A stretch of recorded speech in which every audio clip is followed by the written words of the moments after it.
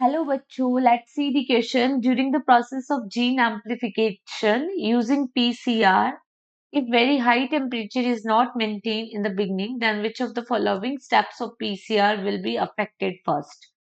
Option A extension, option B denaturation, option C ligation, and option D annealing. So firstly see about the key concept of this question, and here we are going to discuss about the PCR. देखो PCR जो होता है it is the polymerase chain reaction and it is a molecular technique. PCR क्या है? It is a molecular technique.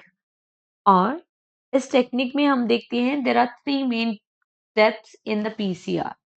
First होता है denaturation. Denaturation में क्या होता है कि टेम्परेचर देके डीएनए की दोनों स्ट्रैंड का डीनेचुरेशन किया जाता है, एक दूसरे से सेपरेट किया जाता है because DNA has two strand and both are anti parallel to each other and complementary to each other. तो this is the double standard DNA. ठीक है, जिस जो कि आपस में किससे जुड़े होते हैं? नाइट्रोजन बेसिस से भी जुड़े होते हैं। ठीक है, और ये डीएनए का वो रीजन है जिसको एम्पलीफाई करना है। Region of DNA, region to B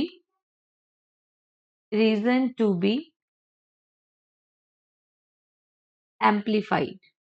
okay, तो इसके लिए हम जो टेम्परेचर देते हैं that is around 90 to 95 degree Celsius. It very. Then second जो स्टेप आता है दैट इज द एनेलिंग। और एनेलिंग स्टेप के अंदर we use the primer.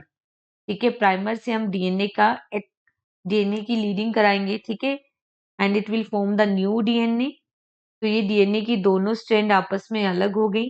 One is the 5' to 3', another one is the 3' to 5', and here we are use a short stretch of nucleotide sequence which is known as the primer.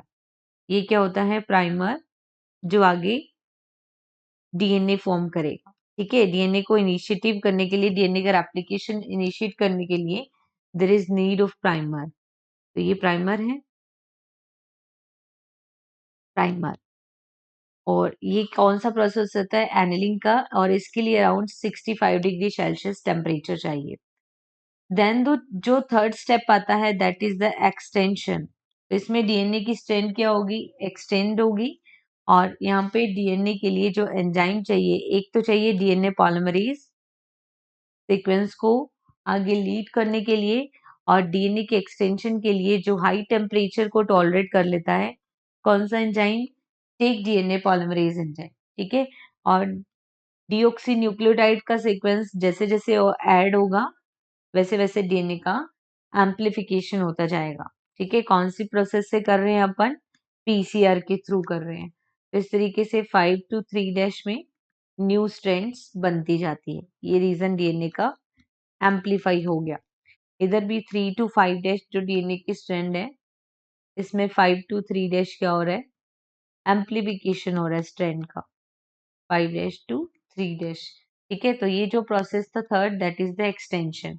अब इन्होंने question के अंदर ये बोला है कि DNA का जब जीन या डीएनए का जब एम्प्लीफिकेशन हो रहा है पीसीआर से, अगर हाई टेम्परेचर को मेंटेन नहीं किया जाएगा तो बिगनिंग में कौन सा स्टेप अफेक्ट होगा? तो देखो, extension is not the step which is beginning the amplification of the DNA. Beginning में जो आ रहा है step that is the denaturation, तो यही स्टेप अफेक्ट होगा। So here finally correct answer is only option B. Hope you understood it well. Best of luck.